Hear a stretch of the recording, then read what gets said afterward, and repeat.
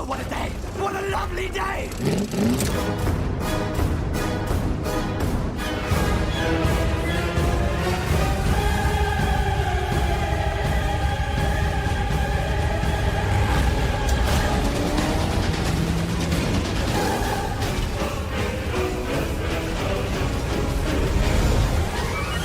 Welcome to the Mad Max Minute Podcast, the daily podcast where we break down Mad Max 1 minute at a time. I'm Rick. And I'm Julia. And today we're talking about minute 14, which begins with Jesse toweling off Max's head, and it ends with Max dressed for work the next morning.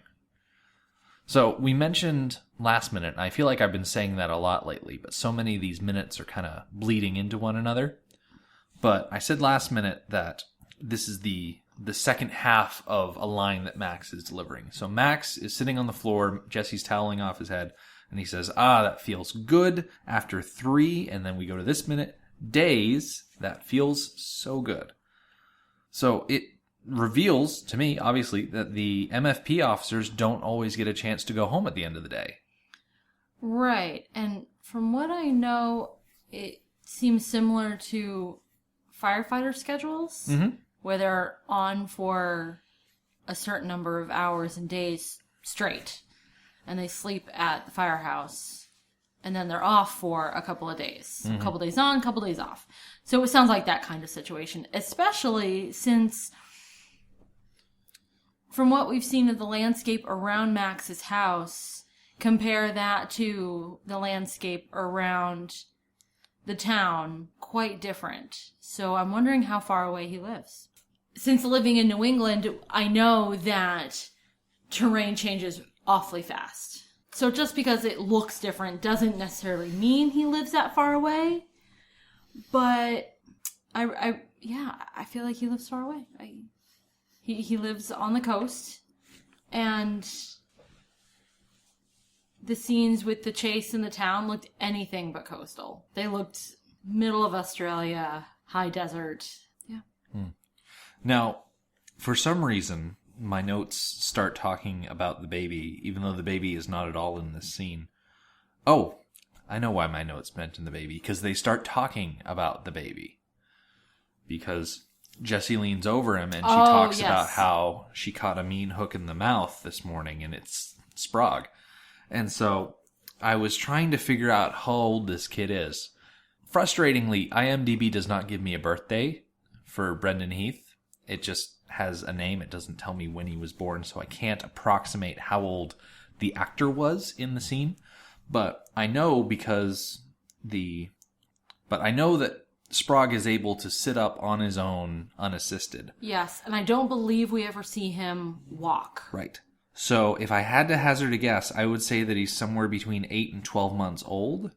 That seems right. Yep. According to the searches that I did on Google, babies can sit well for 7 minutes without support by the time they're about 8 months old, and their first steps usually come between 9 and 12 months, and they're often walking well on their own by 14 to 17 months old. So I think he's definitely in that sweet spot where he's not quite a year old yet. Yeah. But he's got enough dexterity to take a swing at his mom. Yes. So I thought that was kind of funny that he did that. But as you mentioned in the last minute, they really are a sweet couple. What struck me about this minute is that their interaction and their conversation is just so very normal. They're just hanging out, talking about their day, and talking a little bit about work. And it's nothing really remarkable. It seems very normal. But it's telling. Yes. Because this is our first interaction of many between Max and Jesse. And so we've got to establish early on what their relationship is like. And you mentioned last minute about the way he looks at her, and we get a lot of examples of the way that she looks at him in this minute. Yes. So we do, I think we establish in this minute that it's mutual. Right. Yes.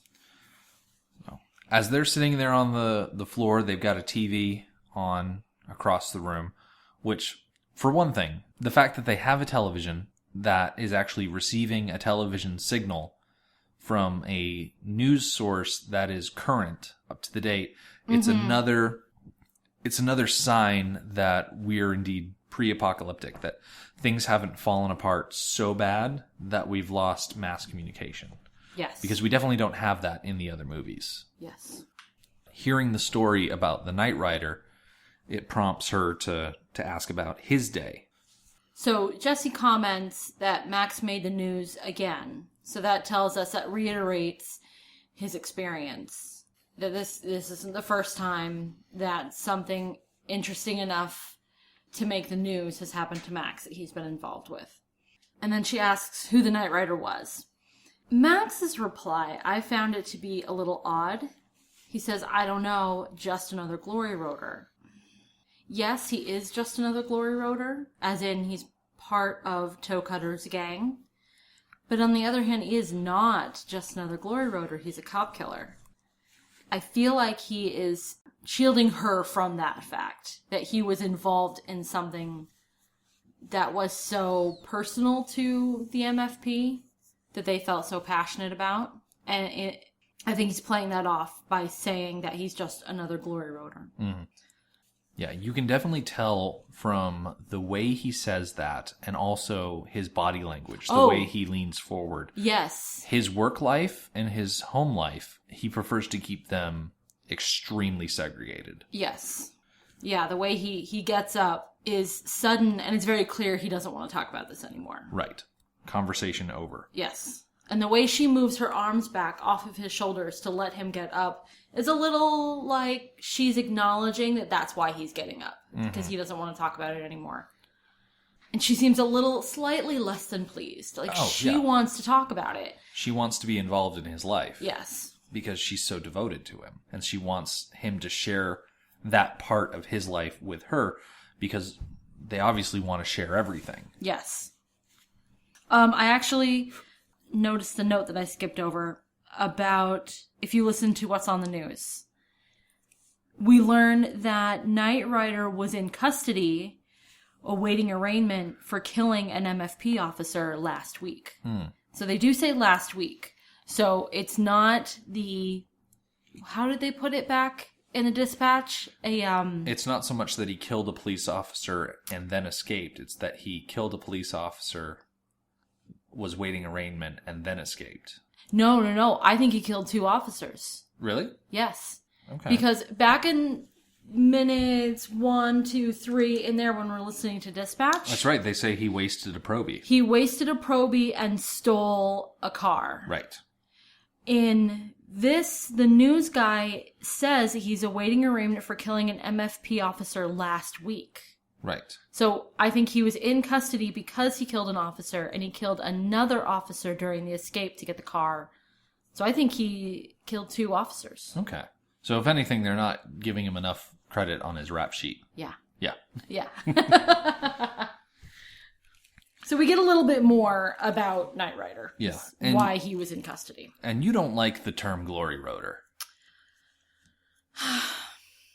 No, I don't. I mean, it sounds a little dirty. I can get over that. But glory is a word with positive connotations. And the only glory roader that we've been exposed to so far, Knight Rider, he should not have anything with positive connotations applied to him. He directly is responsible for the death of 2 officers. He's indirectly responsible for, arguably indirectly / directly responsible for another officer's supposed death, meaning Sars, the driver of the van, himself and his girlfriend. Mm-hmm. So just labeling him a glory roader, I think, is giving him too much credit. That's fair. Yeah. So the next morning, we get my notes call it a lovely exterior shot, but thinking back on the view of the beach and then the beach grasses, and then you see the house itself, it's so much more than lovely. That house, even as a 1979 piece of property, is just breathtaking. Yes, it really is a beautiful piece of property. Yeah. So that website that I mentioned several minutes ago that gives me the location of shooting locations. Yes. That was redundant, the location of student shooting locations. Anyway, Yes. so I found the address for the house, Okay. and I looked it up on Google Maps, and much like Fat Nancy's and its shooting location, everything is kind of grown over from the road. And I was like, oh man, I want to see the house. So I looked on some realtor websites, which, yeah, so what? It's creepy. Sue me. Please don't sue me. Anyway, so the house is still there, although, let's see, how do I do it? It's been thoroughly modernized. Yeah, when you sent me the link, I thought that you had sent me the wrong link. I did not think there was any way that that was the same house. Although, I have to say, I recognize the landscape. Yep. So, to give you a sense of what they've done, like, the entire exterior of the house has been renovated with huge picture windows. The inside of the house has been gutted with hardwood floors and just totally modern kitchen. Yeah, and at least doubled in size, if not tripled in size. Yeah. It has 4 bedrooms, 3 bathrooms, and parking for 2 cars.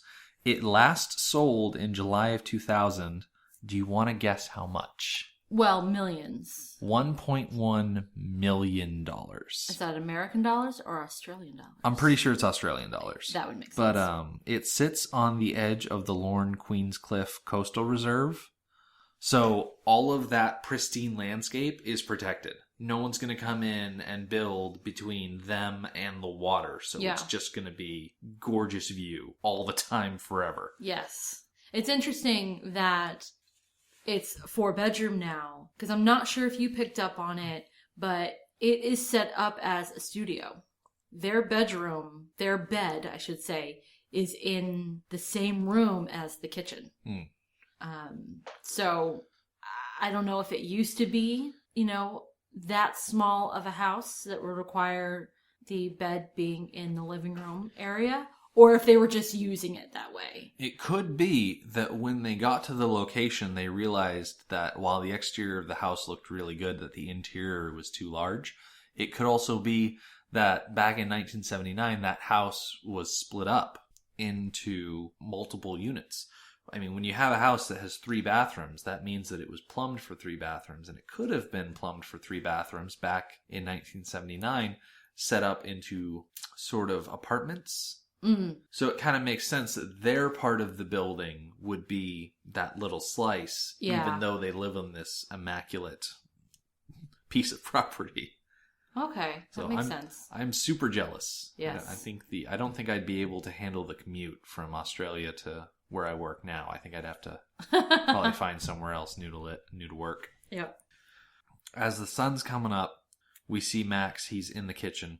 And I want to make it clear, because we had a lengthy discussion several minutes ago regarding baked goods offered at breakfast time. We could not decide what kind of food was hanging out of Goose's mouth when he left the diner. Yes. This minute, it's incredibly clear that Max is eating toast. Okay.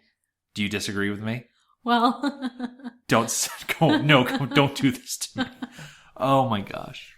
All right, what did you see? Okay. I say this with, I don't know.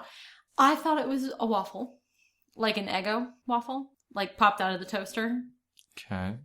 But I did not pay that close attention to it. See, I purposely paid too much attention to it because I knew that we had such a hard time determining what the heck was going on.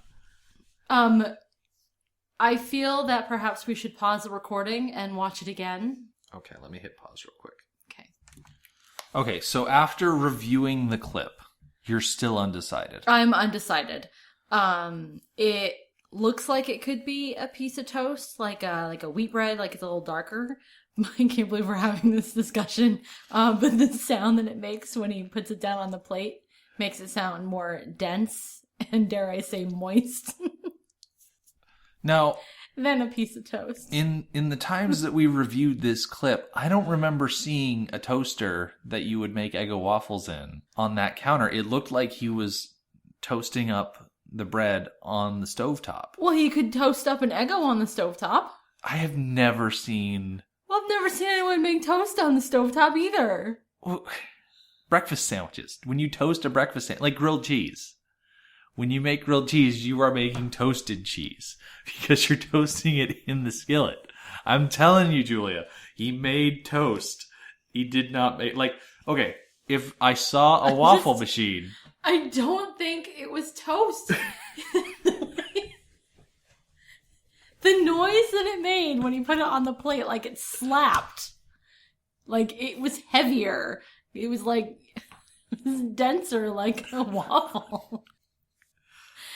Oh. Gosh, this is turning into Eggo McMuffins this is turning into English muffins all over again. Oh dear. Okay, well, it doesn't matter. It does not matter. Well, he's eating breakfast. He's eating breakfast. I'm just saying that it's toast, and I feel like as a police officer, he should probably be having something a bit more hearty. If he was having waffles, great. That would be amazing. Okay, that's actually a good point that I hadn't thought of before. There's a book called A Town Like Alice by Neville Shute. Right. And it takes place in Australia, and A Town Like Alice is in reference to Alice Springs. And it's this British woman who, through the first half of the book, bunch of story, ends up in Australia engaged to this man that I can't remember his name. And she's learning about Australian culture and learns about Australian breakfast, which is incredibly different than British breakfast or American breakfast. It's actually more akin to American breakfast because we love big breakfast with lots of meat. But Australian breakfast is like steak and eggs. They protein up in the morning because they're going to be out and about all day long. And I think that might be more typical of like the outback ranch hand who literally isn't going to get a break for the rest of the day. They don't get to take lunch. If they get to come home for dinner, then they're lucky. So this could be their only meal of the day, at least for many, many hours. So I would expect his breakfast to be similar, to be something heavier and more meaty that's going to last him throughout the day. Something a bit more hearty. Yes. Yeah. Is that a Tom Hardy joke? No, it's not a Tom Hardy joke. If I was going to make a pun, I'd put a little bit more effort into it. I know people can't see my expression, but it's like I wouldn't do expression work. I would do inflection work. Okay. Try and get my point across that a pun was being made. Okay. But, yeah, But toast or waffle, it's not a great breakfast. Right. I feel like he needs to supplement that a little bit. Yes. And as he's walking through the kitchen, he throws his toast down on a plate. And then the last thing we see in this minute is Jesse over by the window sighing. And we kind of get half of a sigh before it's cut off at the end of the minute. Like everything has been happening this week, getting cut off at the last minute. Yes. Or the last second of the minute. And we're going to get an explanation of why she's so upset next minute as we wrap up the week. But he's been away for 3 days. Yes. And she knows that she's not going to have him for as long as she wants. Right. He'll probably be gone for another 3 days. Right. And in fact, I don't know the exact timeline of this movie. I haven't taken the time to go and just count days. I've done that in the past for other things that I've reviewed, but it would be interesting to see what kind of timeline we're dealing with.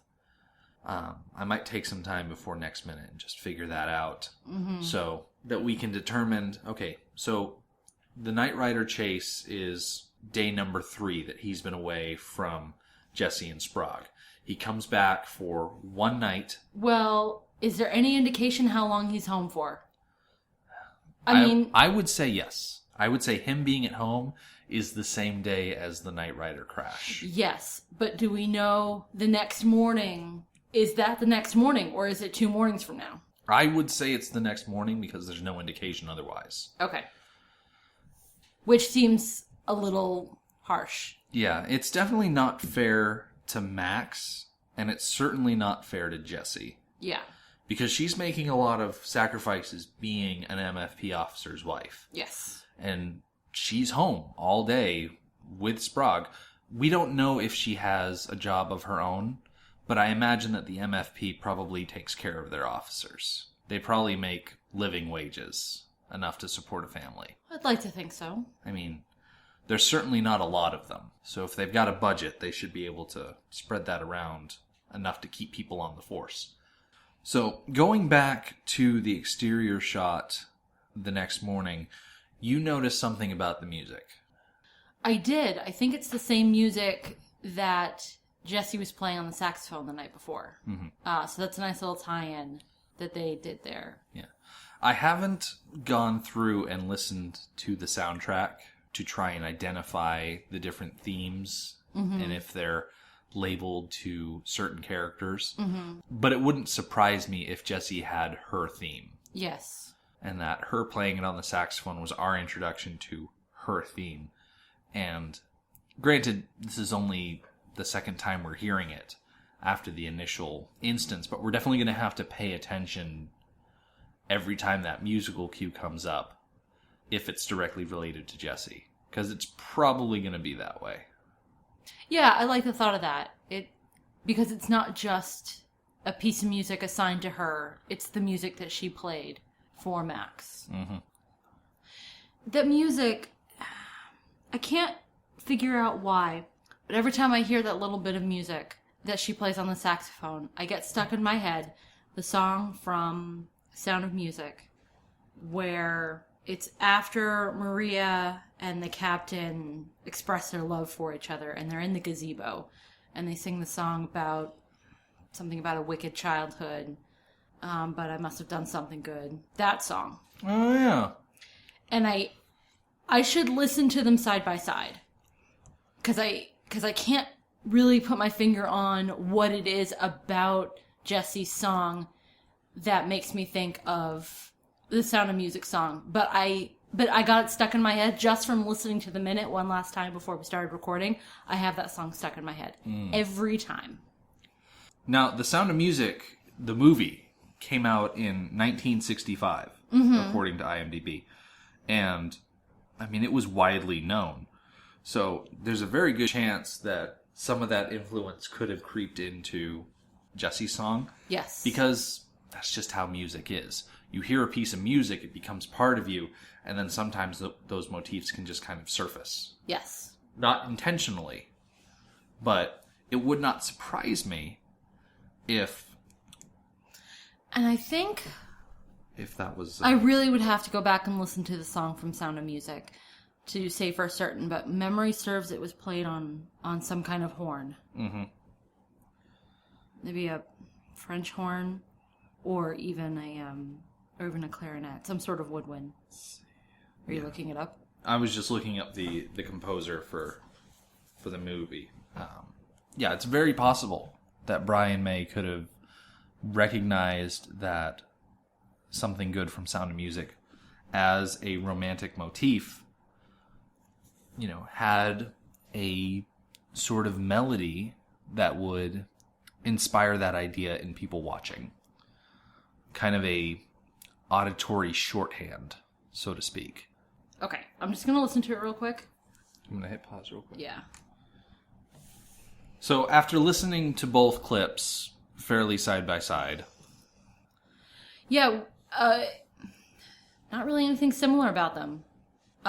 The Sound of Music clip was played by the normal violins, orchestral background. What the similarity is that they're both gentle, romantic melodies. Mm-hmm. And I think that's it. And that's why it reminds me of that song from Sound of Music so much. Okay, that's fair. Yep. Not that I read anything into it, but I just noticed how many plants they have around the house and around the kitchen. Yeah. Maybe I noticed it because I love plants and flowers and gardens, but I have the brownest thumb. Mm. I can't do things like that. The only green thing in my house is fake. Two. I have 2 fake green things in the house. And I am perfectly happy with fake, because I won't kill them. You almost wonder if the set director and the prop department had a miscommunication when they said, yeah, we want a bunch of plants in this apartment. And the props department just kind of took that idea and ran with it. And then as they were running, they kind of tripped a little bit, but they caught themselves. And somewhere in that running, they scribbled on the note, and it just... Plants everywhere. Spiraled out of control. I think what they were going for is they were creating a home environment. You know, the house, what we see of it is not... It's not messy. It's not particularly neat. It's just full. Right. Of the things that make a house a home. Just stuff. Mm-hmm. And did we see in the last minute, maybe we should have commented on it, was there a mannequin head with a hat on it on the dining table sitting like behind the kid? Yep. Yeah. So... There are some interesting design choices at work in that house. Yes. So it just feels very homey. Yeah. I like the idea of the house being filled with plants because it kind of paints Jessie as the kind of woman who can maintain that many plants, meaning she's a good nurturer. Yes. She's a caretaker. She's able to keep all of those plants alive, plus she's able to keep Sprague alive. Yep. Not that he's grateful, punching her in the mouth. I mean, granted, he's less than a year old, so he's not maliciously punching, but, playfully moving his fists around. Yeah, if he was maliciously punching, he would have led with his left. Exactly, like his dad taught him. But, yeah, there are a lot of interesting design details. Least of all being the mannequin head wearing the hat. But, hey, it was a different era. Mm-hmm. For sure. So, on that note... Our website is madmaxminute.com. You can follow us on Twitter at madmaxminute and like us on Facebook at facebook.com/madmaxminute. Thank you for joining us for Mad Max Minute number 14. We will see you tomorrow. Motorbikes and leather men, take me to the edge of the dream. Hold on tight, so it sure feels